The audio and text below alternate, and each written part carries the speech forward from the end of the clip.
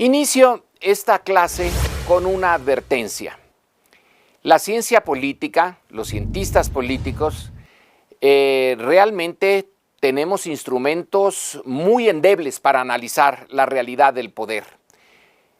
Es ciencia en la medida en que pretende llegar a explicaciones, a conclusiones basadas en el método científico. Pero tenemos una serie de conceptos todos mal definidos. Entonces, lo que podemos hacer en el mejor de los casos son aproximaciones.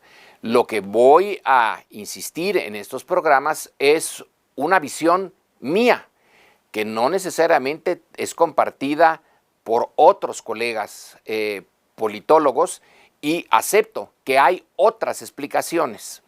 Yo nada más les propongo una. Ustedes son libres y necesitan formular la propia. En el México en que estamos en este momento haciendo el programa, el partido en el gobierno es el Partido Revolucionario Institucional, el PRI.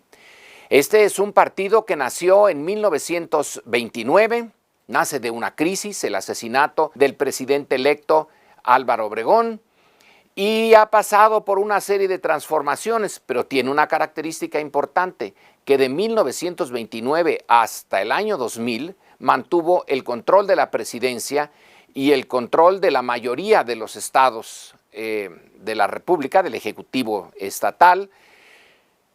Eso no se ve mucho en el siglo XX, son muy pocos los partidos que tienen esa historia. En el año 2000, la oposición logra por fin llegar a la presidencia. La oposición está encabezada por el Partido Acción Nacional. Durante 12 años se queda en esa posición, pero en el 2012, en las elecciones del 2012, el PRI vuelve a la presidencia. Hay un politólogo francés, Maurice Duverger, que tiene una afirmación muy categórica, que todo partido político nace con un sello y no lo pierde nunca, hasta su desaparición.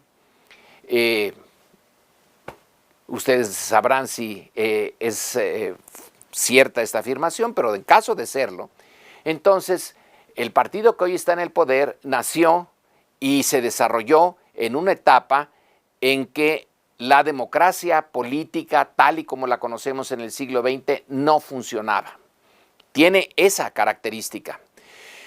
Se ha visto obligado a entrar en una etapa en donde tiene que competir con otros partidos. En México, como en todo el mundo moderno, tenemos a un partido de derecha, que sería el Partido Acción Nacional, aunque a ellos a veces no les gusta esa definición.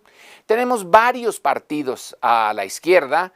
El Partido de la Revolución Democrática es el más contundente hasta este momento, pero también está ya Morena, y hay otros partidos más pequeños, el Partido del Trabajo, y hay digamos, un conjunto en la izquierda, y hay otros que navegan sin una clara ideología, sin una clara identificación.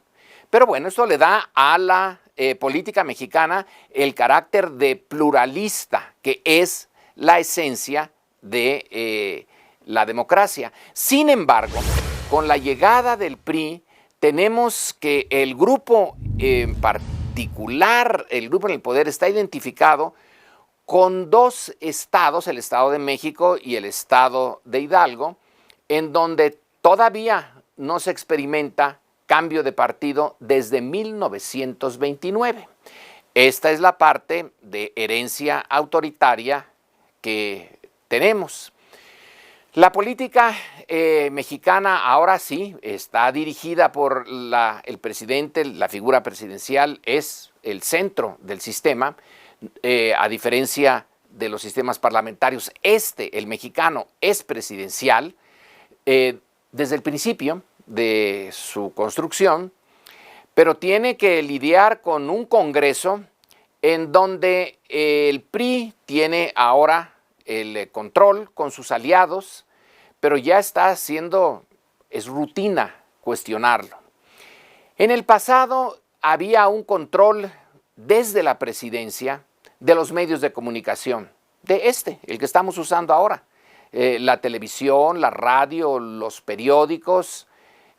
Ahora hay una cierta pluralidad. Hay momentos en los cuales se sigue ejerciendo la censura, pero son cada vez menores, pero existen. El problema, bueno, hay muchos problemas en nuestro sistema político, pero uno es que su legitimidad ahora tiene que surgir, lo subrayo, de las elecciones. Pero este proceso electoral mexicano carga con una herencia terrible, una herencia de incredulidad, porque durante mucho tiempo las elecciones no decidieron nada. Todo estaba decidido antes de que la elección se hiciera y la elección simplemente ratificaba lo que ya se había decidido en las cúpulas, sobre todo en la presidencia. Para hacerla creíble a la elección en el México actual, se creó un instituto enorme, que no crean que tiene paralelos en otras partes, es muy mexicano. El Instituto Federal Electoral, que ahora se ha transformado en el Instituto Nacional Electoral. Tiene una estructura que abarca todo el país, una burocracia enorme, y además hay un tribunal electoral del Poder Judicial de la Federación para mantener también el ojo sobre las decisiones del IFE o INE ahora. Sin embargo, pese a todo eso, las elecciones mexicanas siguen estando en duda. Y no es que yo lo diga, pueden ustedes recurrir a las encuestas de opinión. Hay una encuesta hecha por una institución donde yo estuve muchos años, el Colegio de México, patrocinada justamente por el IFE antes de que se transformara en INE, y ahí están en cifras concretitas que el ciudadano mexicano tiene dudas sobre la naturaleza de las elecciones. Ese es uno de los problemas a resolver, uno de los problemas urgentes del sistema político mexicano, que su legitimidad nazca realmente de elecciones creíbles. Si ese origen de la legitimidad está resuelto, se podrán resolver de mejor manera muchos de los problemas políticos que tiene México. Bueno, voy a concluir. No me tomen en serio esto de que se resolverán los problemas. Los problemas políticos en realidad rara vez se resuelven. Se administran y se le quitan las aristas más filosas, pero vuelven a salir. La política es Sísifo. Nunca queda nada resuelto de manera definitiva, pero tenemos que llevar esta carga de la mejor manera, con una buena legitimidad en su sistema político. Yo creo que podemos avanzar mucho.